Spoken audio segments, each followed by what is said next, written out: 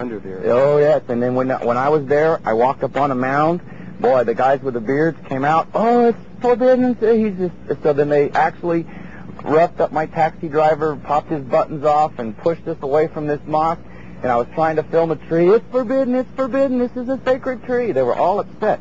So then when we get around back to the car and we're leaving, they're throwing rocks at the car. Hostile place, but it was fun. We got the video walking around. We marked our spot on the mound, and it's precisely in alignment to the meridian on the Great Pyramid, and 15.75 kilometers as plotted by earlier researchers from France. Now I needed to go due east, and I needed to come to what would be the star Sirius, and then Sirius being really the cherry on top of all this. I'm confused because of the obelisk in Monterey, which is plottable. It's on the charts. I can take the coordinates and I can go there. But then when I put it into the scale that I'm working with of declinations and sizing this to keep it all proportional, I had to reposition where the obelisk is to where Sirius should be. So we again sit down and we go through the calculations, and then we put it into the GPS, and then within just a few minutes we're driving and we're right on top of Sirius. We find pieces of statues, parts of the pyramid rock with coin in it, and the guys that make tea sitting in this field. It's a farm field right next to an army base and the Central Phone Company. Right here plots the star Sirius with the evidences and the stones around in the field. And then I tried to buy this stone that they're making the shy, tea. And no, this is my favorite rock to sit on, and I couldn't buy this rock for nothing. So what I'm turning over to you now is a reality of research that I personally, as a navigator, 10 years in the Navy, excellent in my field, took these stars, brought them down by position, went to every one of these locations, and the star patterns that you see here are the cities and the pyramids that are known. And the ones that aren't known, I have the rocks and evidences of what's there and the village conversations to confirm. So I'm just trying to tell you that so that you'll really get the feel that until we can get you guys to go to Egypt and walk around with this, this is an epic discovery. And that's why I brought you out here, and I wanted to kind of show you with rocks, which is what I do with the Egyptians. And they see this and they go like this. Because I've got Orion in the sky when I'm showing them to them. And they're going, oh, well, they play then. Well, I live over here with this star, and it turns into a joke. But they are impressed that all this layout mirrors exactly the Orion constellation. Now, what are you going to do with this? Well, there's all kinds of evidence to show that the alignment of their pyramids, etc., were aligned to the stars. They know that. They know that the heavens and their buildings, that there is a connection just in the way that they're faced, the way they're aligned, and all these kinds of things. They being either Khufu or pre-Khufu, or... No, I just mean us, present-day archaeologists. But aren't you in conflict with Orthodox Egyptology by thinking such a thing? No, I mean they know that the buildings are aligned to north, south, east, and west. They know that the shafts are ranged pointing towards certain stars. They know that there is an importance with the stars. The Solstice calendar is based on the elliptical rising of Sirius, which is one of these stars. Right. And so they understand that there is a connection. And then on top of that, I can't think of the one, the heart chakra, what's it called, where the Hathor temple is. Abydos? Dendara. That's so far to the south. That's down here. Yeah, but in there you have a calendar showing the astrological signs, so that they knew, they were very well aware of the stars. It wasn't something that was... There was a star method. Yeah. But now, in that temple layout, when we see the temples, didn't they have ley lines that were once drawn and then they had to redraw them to align those temples to the universe so that they could express processional circuits and all of the rotundas up above? That those temples, before they were built, had one set of leys, and then I think was it Peter Tompkins in Mysteries of the Great Pyramid, one book that he had written, had shown that picture of the alignment, because that's an important part in this, is that why would we have two lines? Was it that the Earth was restabilizing or ratcheting? Well, we definitely went through a change about 13,000 years ago where the poles shifted. This has been... Yeah, and that's sort of the right at this point. But if you're... 10,500 in 10,500 BC. BC, right. Or that was their number. 12,500. All right, now, Robert Bovall and Graham are really coming down heavy that's when all of this was constructed. What do you think about that? I don't know about all of this. I believe that the one pyramid, the Great Pyramid, from everything I can see, was constructed about at that time. I think it's about 200 years earlier than that, actually. The rest of it, I think there's different dates on that, and I don't know exactly what they are. You feel the speculation was that if the pole, or there had been a major tilt at that point, that phase locking a major zodiacal fractal paramagnetically would have assist in the function of stabilizing the Earth on a new axis. That was the perhaps overly romantic speculation about that, oh, here we had this major tilt in order to stabilize the wobble. See, the whole concept here is that if you phase lock the magnetic of zodiac spin properly, magnetically on the Earth, kind of a fractal embedding, that you literally stabilize gravity mechanically. The model that our group is playing with, and it's just playing with at this point, is that the possibility of wave recursion is what created gravity in the first place. That the waves that can have this one-way magnetic wind to center, which is what Einstein called gravity, is basically a wave system where waves have permission to approach center non-destructively. Recursion, optimized by phi. So just this whole idea that the romance here would be that, indeed, if your planet's gravity was messing up, you make a fractal and you stabilize the embedding, and that phase locks the spin. Yeah. Further, we believe that the exact location of where they put the Great Pyramid is not only in the center of the landmass, but it is on one of the points of the octahedral internal energies of the planet. And that's another way of linking in with the way that gravitational, after the Earth did its little flip, that was a way of stabilizing the whole thing by using these kind of energies to do that. Or, as I would look at it, is that it was built in harmony with the expression of all of this knowledge.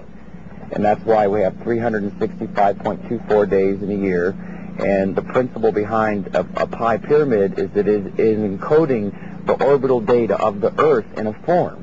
The Great Pyramid is an expression of all the laws that govern gravitational astronomy as it relates to the Earth in its orbit around the Sun over vast periods of time.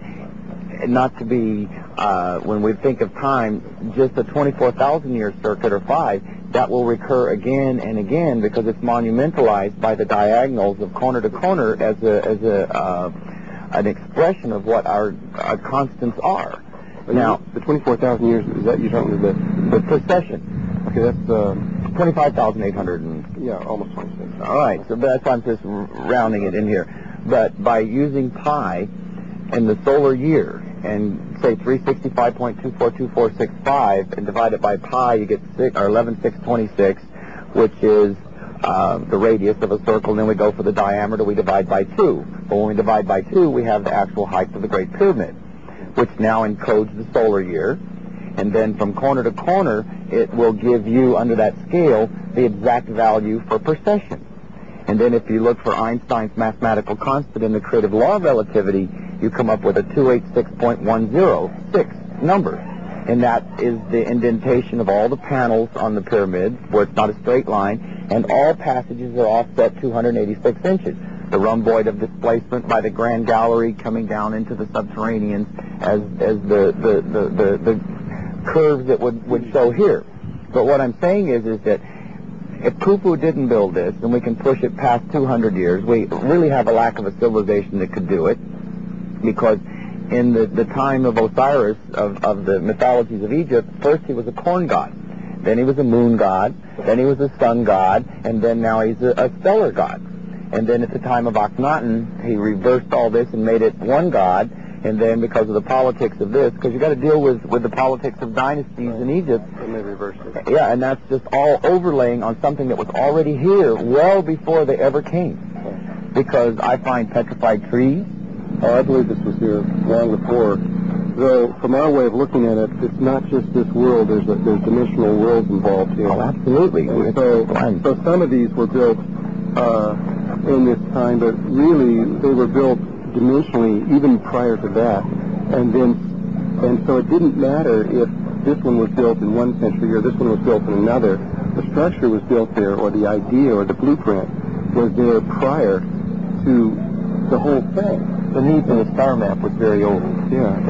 And if we then go back, I remember you mentioned backing up to the octahedral sense, since Giza and Cydonia, according to most, have tetrahedral spin points with respect to the latitude, longitude of both Mars and Earth. The idea was that if you, supposing you were sort of had this musical top, and it's a planet, and you were talking about this earlier, the top is wobbling just a little bit, that's the metaphor you used, it was so fun, that if you wanted to grab a hold of the spin of a planet and modulate its spin just slightly, the place from which you would grab would be the tetrahedral leverage point, which then embeds two tetras inside and make octa. Mm-hmm. Right. And so the sort of, this is sort of, again, it's kind of a fairy tale, but the Arcturians say that this is called planet taming. That basically what you do is, you got a planet, oops, it's losing its atmosphere. Well, the first thing you do is you go in and you put some little paramagnetic weight at the tetrahedral leverage point, adjust the spin so the spin better phase locks the spin of the stars, the zodiac, and that improved embedding stabilizes the atmosphere. It's similar to a tire when you're getting your car, you put the weight on it and then it spins precise. And the thing then is to understand that the improved embedding had everything to do with what we call perfected recursion, which gets us back to phi, the golden mean. That's why I was hoping Drunvalo would tell his little story about the... I think I will, but I want to go back to Dendara, to the astrological chart there, because there was the work of McCullen, who did a survey there in 1985, I think it was, and Rocky McCullen, and he showed that these three stars, middle three stars of the belt, really had a curve moving through them. Now, I talked with Robert Drunvalo and Graham Hancock, and they weren't aware of that. They looked at these two as being in a straight line, and this one being deflected or displaced a certain amount, and they were looking in that way at it. They didn't know that there was a curve that goes through this, goes around and spirals around, and comes to a central point. There's actually two of them. One of them is a golden mean, and one is a Fibonacci. And then when you go back to those places, especially the Fibonacci one, they built a building there. And the building has a very specific shape. And the shape goes back to the work of Leonardo da Vinci, where he plots the human body into 64 squares, where there's 4 central squares and 4 squares around that. So there's 8 squares around the other. This is the drawing you were doing this morning. Yeah. And around the human body there are these spiraling energies that are theoretically there. And it appears as though whoever built these structures, that they were using the same kind of idea, because where the spiral comes in, they place the building in exactly that shape and those proportions. And if you plot it according to the numbers of the Fibonacci, which goes 1, 1, 2, 3, 5, 8, 13, 21, 34, and you plot that around and form the curve, that is the curve that goes over the Great Pyramids. And so they were using that as just as that is the center of the human body and the basis of the whole structure of the human body, right down to the very egg that we were hanging out of. They were basing all of this, evidently, or it appears to be, on that same structure. Now, don't you find that the layout of all of this, by the knowns and the ones you didn't know, it will indicate by math, and then on the math boards, if you in theoretical were, this morning you were drawing all of this on a computer and lining it up based on celestial functions, this is where I thought the marriage of celestial to terrestrial would dazzle you, that not only is it theory, it is an application. And that's why I want to show you the rocks coming up. So let's go and get some rocks and look at them. One more little thing.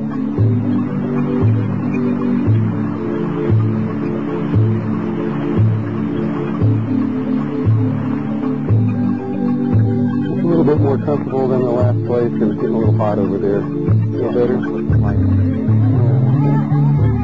Well, there was something over there that I wanted to mention, and that was the that when the McClellan survey came up, they showed that the idea of the astrological went to every one of these locations, and the star patterns that you see here are the cities and the pyramids that are known, and the ones that aren't known, I have the rocks and evidences of what's there, and the village conversations to confirm.